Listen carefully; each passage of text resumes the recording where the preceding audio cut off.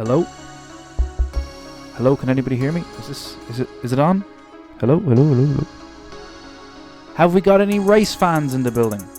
Any race fans out there? No, not that type of race. The other race. Racing. Formula 1. The Haas 2021 lineup has been announced.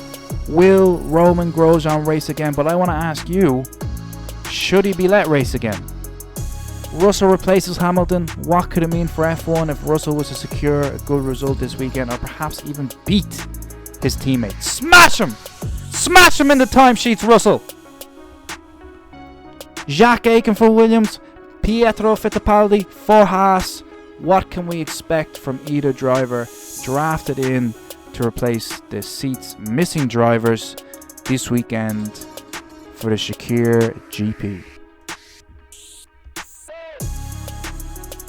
You're very welcome to the podcast, everybody. It's great to have you here. Hey, come on, up closer. Hey, everybody in the back, come on, up closer.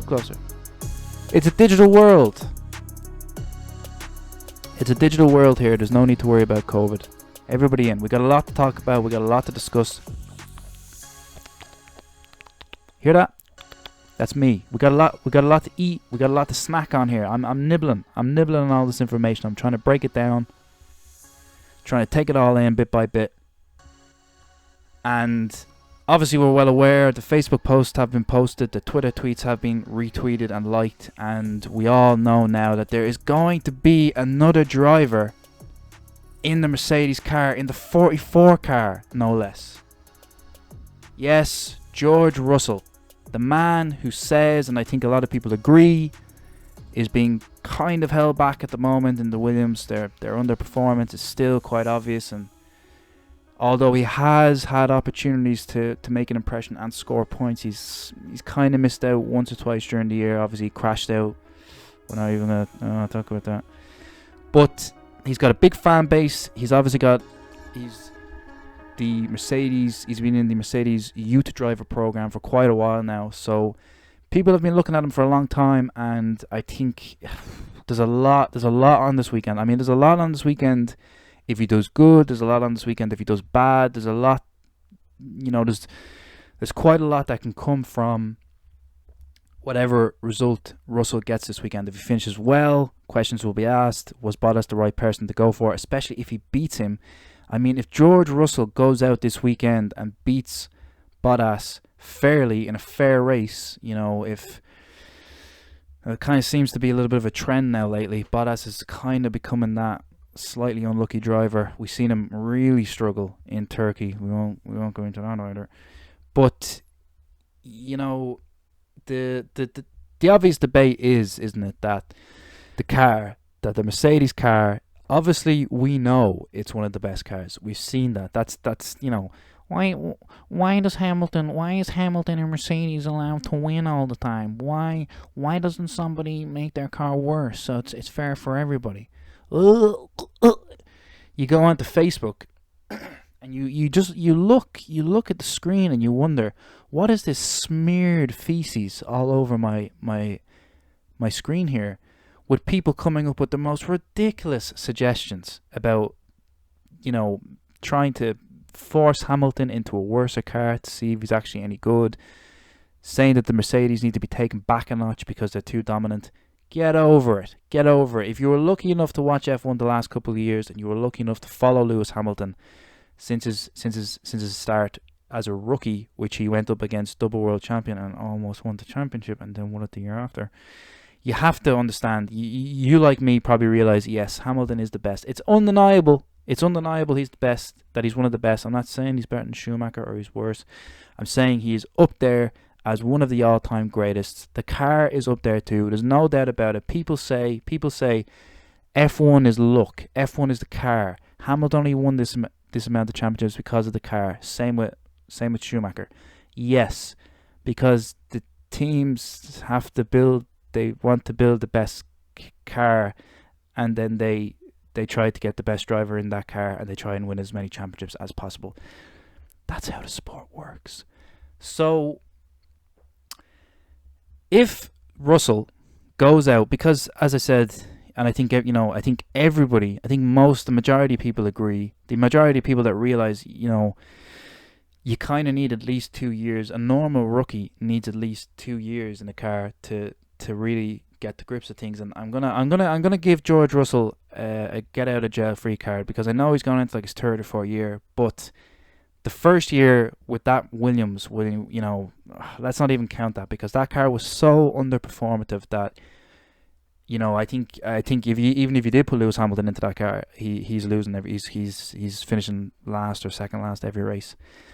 But the fact is that George Russell has it in him. He has had some great drives in the past. He's been a member of the Mercedes Youth Academy for quite a while now, and there's obviously this kind of grey, vague area where people say, well, Bottas is still in contract. He's just got his contract renewed, so obviously they're not going to replace Hamilton with Russell, even though Hamilton doesn't have a contract.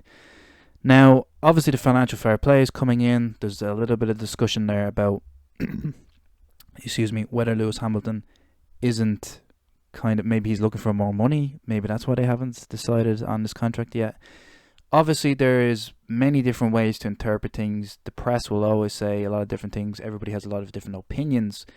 But hopefully with the money that Hamilton's made and what he's achieved in the sport, he isn't going to be the type of person who would turn down a contract, because obviously he's going to be getting paid millions upon millions a year anyway, even with financial fair play. So hopefully that isn't the case, and hopefully it's maybe it's like a Ronaldo, maybe it's like Cristiano Ronaldo and Real Madrid. He went to Juventus. They always say, there's a lot of people are saying that Hamilton won't go to Ferrari. That's it's kind of been understood for a while, but he could go anywhere. It's Lewis Hamilton. If somebody comes and offers Lewis Hamilton a package, a deal, something that he likes in a reasonably fast car, there's always that possibility that you could say, look, Mercedes, we've done it. We've done it all. We've achieved. There's nothing more to achieve. You could say that, beating the 7-time record, going for 8th, obviously is his number one thing. And there's no doubt in my mind that he is going to stay with Mercedes to do the 8th. But he might not. I just find it difficult to say. I find it difficult to come out with the words that Hamilton isn't going to stay with Mercedes, the best team on the grid, to push for the 8th and final championship to beat Michael Schumacher, because that would seem like the most natural thing to do. But at the end of the day, you never know. Maybe he is planning a surprise move. Maybe he is going to retire. I sounded completely ridiculous saying that. Obviously, he's not going to retire. He said only a couple of weeks ago, he's constantly saying that he's in great shape and that he feels great, and he feels as if he's got more drive and more passion than ever. And it's hard to disagree. I know that the last couple of seasons have been quite boring, and there's those seasons there where there was like, maybe one or two slightly interesting things happening per race weekend. But it's undeniable that Hamilton has he's won his seven championships this year. Obviously a massive achievement in itself, but he has had some brilliant drives. Turkey, was he on the same tyres for the entire race? I don't know. I don't know what story was from there, but he went above and beyond being someone that could drive a car flat out with disintegrating tyres in fairly challenging conditions. We had one Mercedes driver drive flat out for the majority of the race, nearly all of the race, on extremely degraded tyres. We had another guy getting new tyres, spinning out all the time, struggling in the midfield. There is an understanding as well that the Mercedes car isn't the best car for going through the field. It's a very, very good leading car. It's the best front-running car there is, but that under dirty air, in hot air, behind cars, having to do a lot of overtaking, especially when the midfield is still quite competitive and very competitive in itself. If you have the Mercedes starting at 10th, 12th on the grid, 6th even, 6th on the grid, it's going to struggle.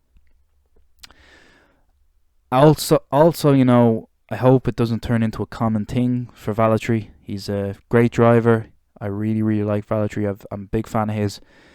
kind of seems like he's getting a lot of getting a lot of bad luck this year. As well as that, the team, as much as they try to give him what he wants and as much as they try to work with him in the team, it's hard for him to make strategic decisions or do something that Hamilton isn't going to do. We've seen on a couple of occasions him trying to change up strategy, go for something else, but Hamilton pits after, or Hamilton has the ability to pit again because he's so far ahead, and they do the same thing, and it ends up being that kind of stalemate. So, the thing about Valtteri Bottas is obviously he has a lot to prove this weekend. He's probably the person with the most amount to prove. I mean, he has to get into that car, he has to win the race, he has to get pole, and he has to show Mercedes that, yeah, look, Hamilton is brilliant, and it's difficult to beat him.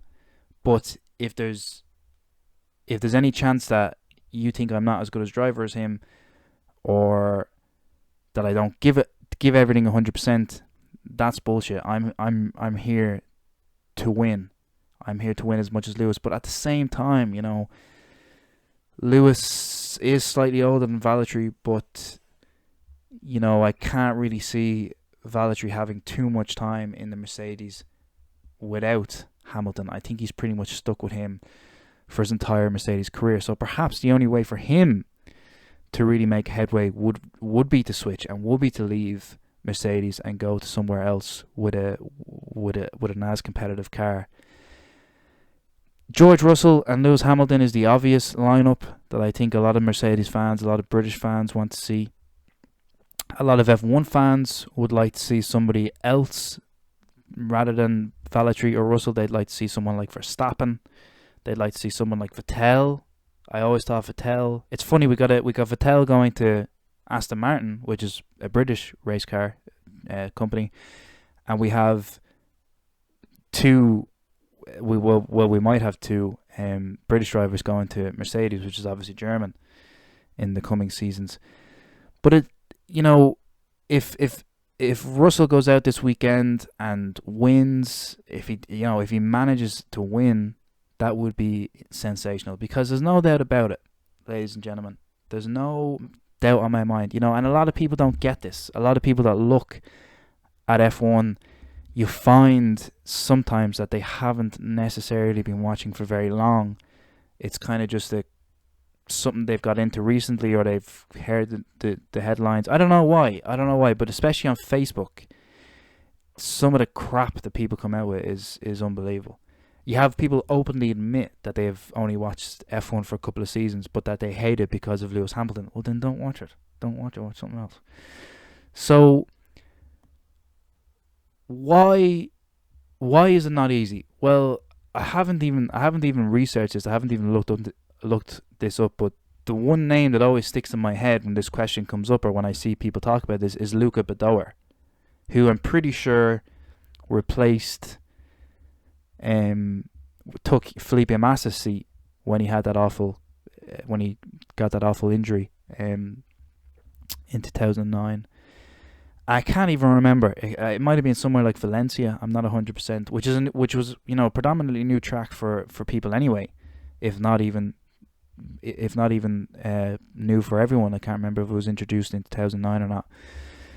But he took one of the best cars that year, the Ferrari. He sat in the Ferrari. He might have even been, I think he was the test driver for Ferrari at the time. And he was muck. He was nowhere near the pace. And that's the thing. Even if, Ferrari have this guy that they trust and they believe he can do the job, which I'm assuming they kind of did believe and trust that he could do the job because they put him in the seat, he went out and he failed miserably. I think he had a couple of races, but I honestly, I always remember that being the first time that I was really surprised seeing a Ferrari constantly at the back or floating around the midfield for some time before it eventually finished at the back, which unfortunately has been the story a couple of times this year. But look, Russell. So we all look at Russell. We all have different opinions. I think, as I said, a lot of people believe that he's being held back in the Williams. I don't even feel that the Williams has really made. I think it's gotten quicker, it's gotten easier to drive, but it's still way off the pace in terms of even the midfield teams. Not, I'm saying even the midfield teams. The midfield teams are doing really well this year. They did pretty well last year too. It's getting really spicy, and while a lot of people are hung up on the fact that Hamilton's winning and they dislike that, I kind of think, well, yes, I like that because I'm witnessing history. I get to see Lewis Hamilton drive brilliantly, and there's this great fight going on in the midfield, which is really enjoyable. So the ideal situation is that Russell wins. The unbelievably, well, either that he wins or that he gets pole. The absolute dream situation is that he gets both. The more likely situation, I think, is that he's probably going to do pretty well in qualifying, because if he can in any way manage that car, surely he's going to get a lap out of it. Surely he will get one hot lap out of it. As with the race, he's obviously got one of the best teams behind him. He's got the best in the business as in terms of strategy. We've kind of seen the Mercedes team, the strategists. They've had a couple of occurrences this year where they've had to make decisions. They've had other people in threatening positions in terms of undercuts and overcuts, and time again they've hit the nail on the absolute head and completely made the right decision and boosted their cars well in front or perfectly in position to undercut. And they dominate the back room. People think it's just about the car, it's just about the driver. No, it's a mix of several different things. And the Mercedes team is solid there. Like Lance Stroll ran a brilliant race for the first phase of the race there when he had pole position. But again, decisions had to be made. The strategy was a little bit grey in certain points, and decisions were made, or the driver made decisions which in turn impacted the race and turned things south pretty quick. So if Russell has any confidence in himself and he's able to get a good lap out of the car, if he feels like, I might not get every lap absolutely perfect, but I certainly can get a hot lap and I can certainly get the car around on the pace, surely if he can get out in front during the race, first row, possible pole position, even 5th, 6th maybe on the grid, he's got a good chance of overtaking in the first couple of laps while things are a bit hectic. But also, it's going to be Max Verstappen. I think this is a massive opportunity for Verstappen as well, because he can say, apart from Hamilton, I'm the best driver on the grid because Hamilton isn't here and I've beaten the two Mercedes. So depending on the results, depending on whether George Russell comes second or third, depending on who beats him, there's going to be a lot of reaction. There's going to be a lot of thought going into decisions about drivers and about choosing drivers, and then the rest of the field looking at the drivers and saying, holy shit, Hamilton isn't here, this happened, what can we do with that information? So all in all, an absolutely crazy amount of excitement coming into this weekend, and I hope you watching it wherever you are safe, happy. If you are able to get a few beers in, go on, get a few beers in, treat yourself. I think it's on a little bit later for most European people. If you're watching, that's where I am. I'm in Europe. But if you're not, if wherever you are in the world, who do you think is going to be the big winner here this weekend, depending on the results? Let me know in the comments. Let me know where you are, what you're doing, what you're going to be doing this weekend. And are you a Russell man? Do you have any faith? Do you think he's going to win? Do you think he could get pole? I think he's got a real shout at getting pole. I really do. But I've been wrong about things before. In fact, I think I was probably one of Luca Badoer's biggest believers, even though a lot of people said he probably can't do it. I said, yeah, he's a Ferrari test driver, surely. Maybe Russell stands a bit of a better chance because he's driving currently in F1 and he's just waiting to get into a better car.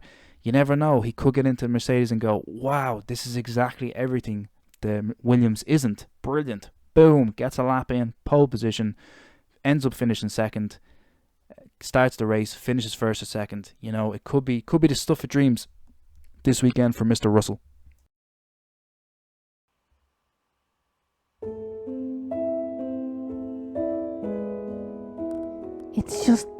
It's Hamilton.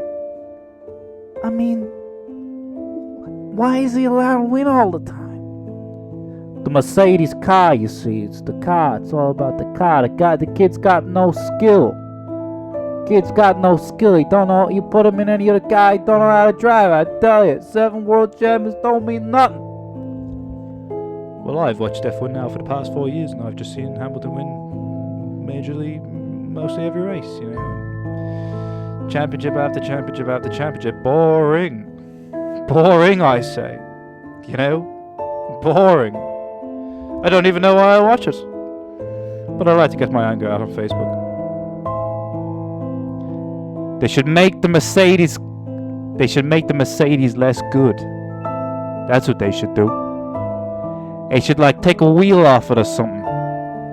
Yeah. Take its front wing off and make it do the race then. Let's see who's fast now, huh? I'm a genius.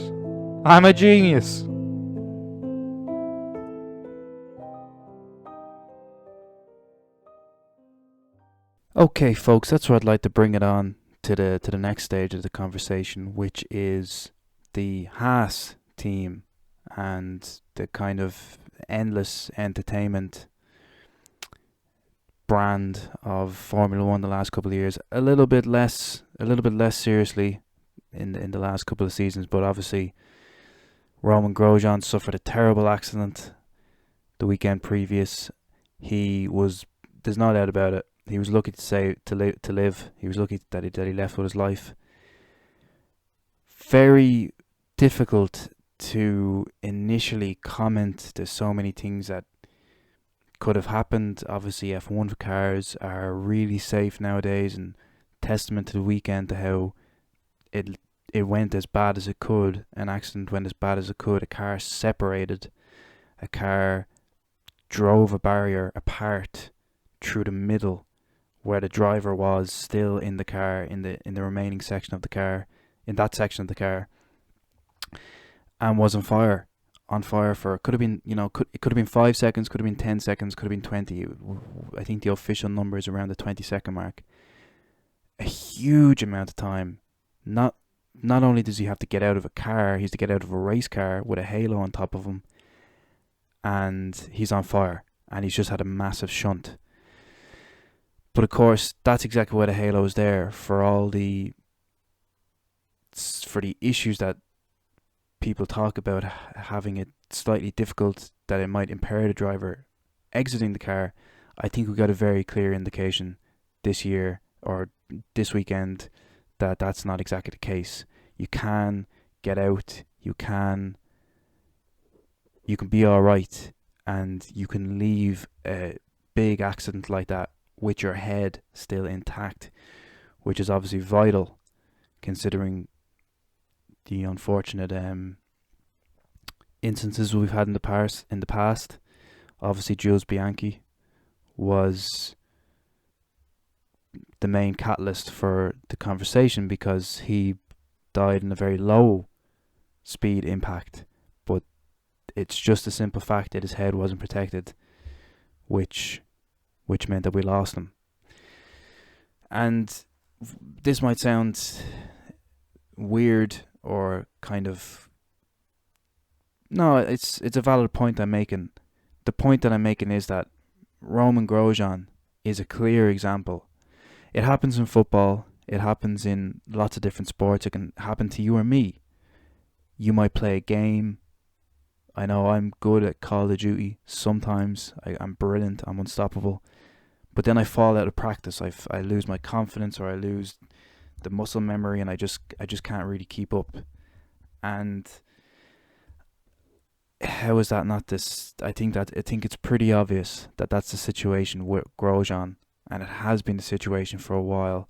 I'm not trying to shit on the guy. I'm not trying to piss on his parade. He's had a career in F1. He's had a chance. He's had some good seasons. He's had some good races. He's had very good races. He's had great drives. He's shown that he is an F1 driver, and he has it. But unfortunately, I think he's like one of those drivers that, even though they have it, they lose it a lot.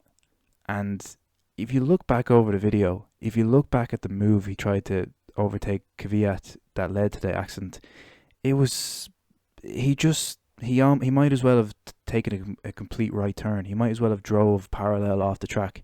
He drove straight across Kyvat, and pulling a move like that, going for a gap like that isn't really there, or that's 99%, 100%, dangerous.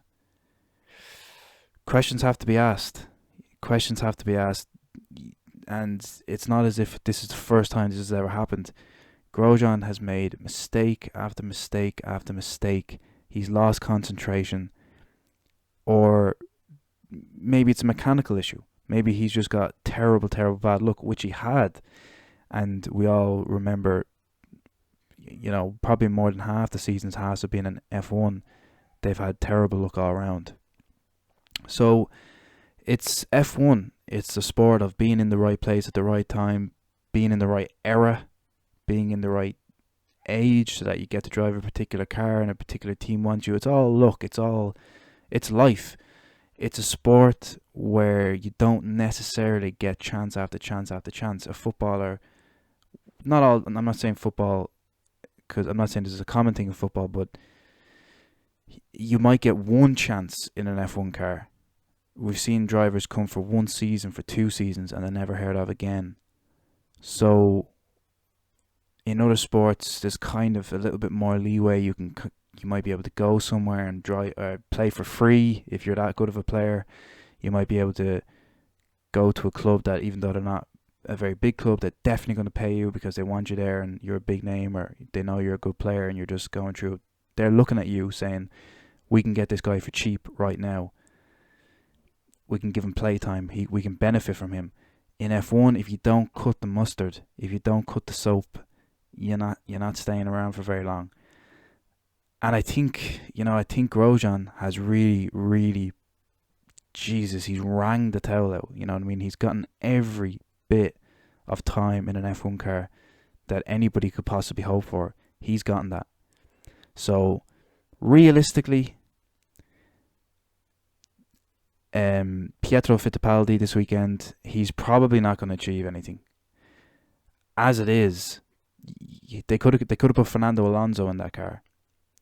But they probably didn't do that because they probably don't want to repeat the whole GP2 engine fiasco. Because the Haas F1 car isn't anywhere near where it's supposed to be at the moment.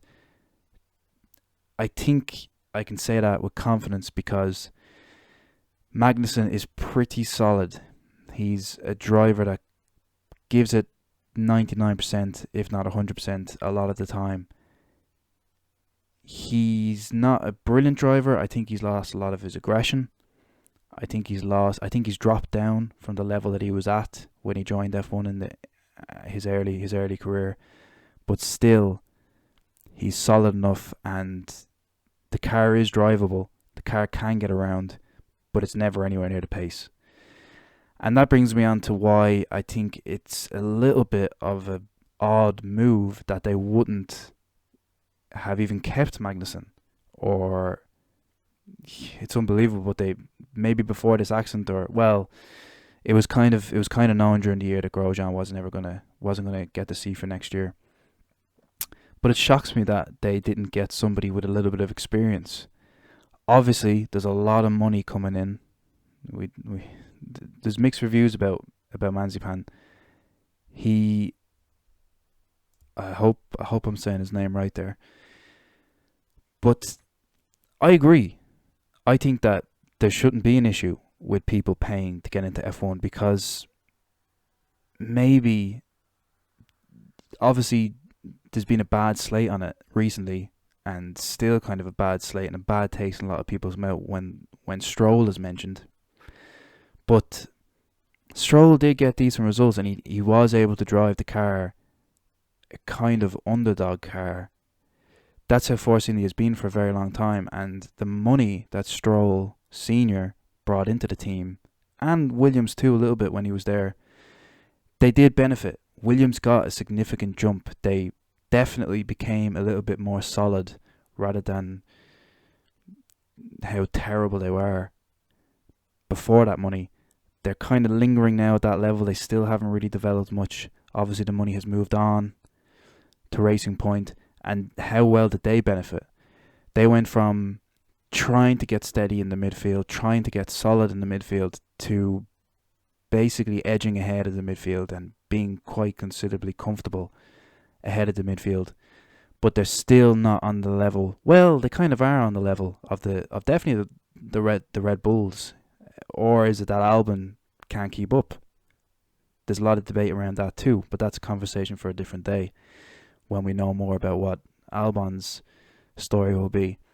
So I think it's a very delicate situation. I think that there is a chance that the money being brought in could do wonders, because if Haas get a little bit more solid and they kind of make a lot of mistakes. They bring entertainment to us. They're memes. They're a bit of a meme team. So I think they just need to buckle down and hit it with that classic die-hard ethic that a lot of American sport teams have. While I think at the moment they're not anywhere near that level. They're just trying to impress, but the very well secure and the long-standing F1 teams, they just see them as a bother, I think. And especially with having Grosjean in their lineup the last couple of years and throwing away good results and crashing out of races when they shouldn't have been crashing out of races. They've still a long way to go, so hopefully for them, but still I see it being very difficult to benefit from the money, from the capital that's going to be flooding in, hopefully for them. But to have two young drivers like that, and obviously Mick Schumacher, well, not obviously, because I'm not going to do that to him. I'm not going to say, oh, Michael Schumacher's son, he's got all the responsibility in the world. It could be Bruno Senna. It could be a Bruno Senna. It could be a Bruno Senna saga again. It could be Piquet again. Hopefully it'll be a Rosberg. You know, we've seen previous champions have sons, have nephews get into the sport and go nowhere. And that's understandable because, again, we've seen test drivers get into cars and struggle. So how can you expect someone that's a complete rookie to go into a team that hasn't been anywhere near the midfield since its involvement in F1 and get good results or build? You know, they need to really... I don't know what their plan is as much as... I don't know if they have a solid plan, but they really... I just can't really see them going much further the way things are going, and bringing in two rookie drivers. I can't really see it going well, but I do wish Mick Schumacher the best, and obviously a crazy, brilliant, amazing story for all of us to witness would be Mick Schumacher getting in that Haas and going around and finishing in front, finishing well, getting fast laps, overtaking. It'd be fantastic. It would be, I think, if that happened in F1, some people would probably be fearful, thinking, oh, fucking here we go again. Here's this guy's just going to dominate now. But for me, I'd love to see somebody like that in not necessarily the best car, and a car that a lot of people don't have a lot of faith in, a team that a lot of people don't have a lot of faith in. I think it would be great. I think it would be fantastic. And I think Grosjean's past it. I think Grosjean has passed it at this stage. He's made one too many mistakes. The last race that he was in was a major incident that would be enough to scare anybody out of driving an F1 car. Plus, he doesn't have anything to race for. I know it's his last race, but it's the same track. It's a fast race.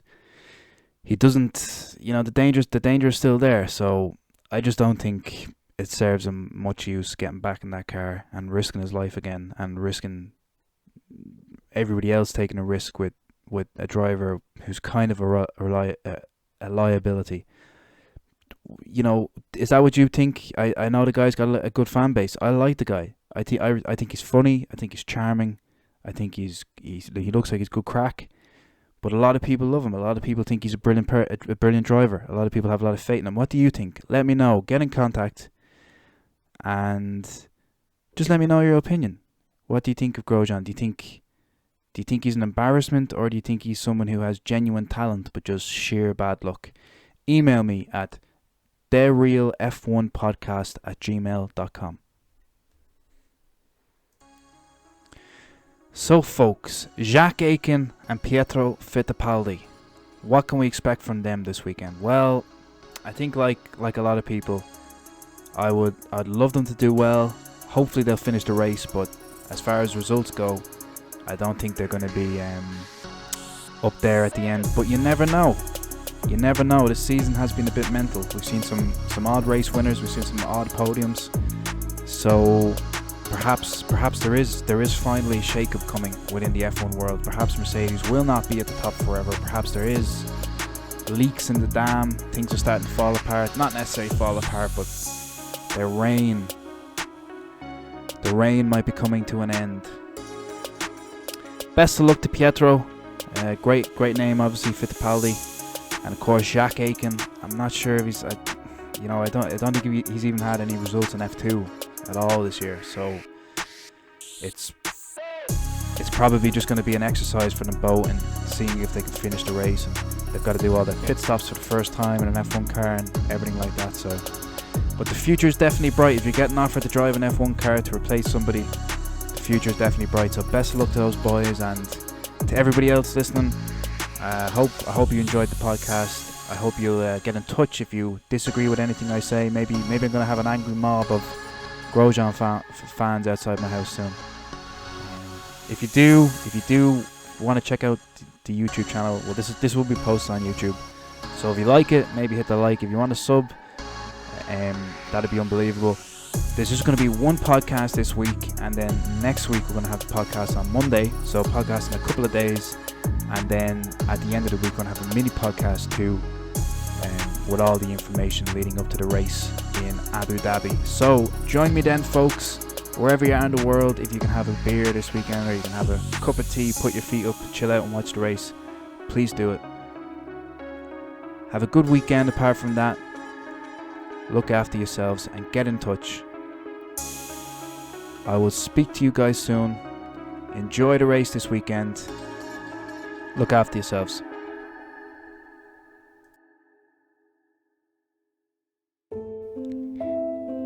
I think, Lewis Hamilton, I think he should be put in the Haas this weekend. Why does he always get to drive the Mercedes? Why? Does Hamilton, is he always going to drive the Mercedes? Is he not supposed to go to a worse team soon?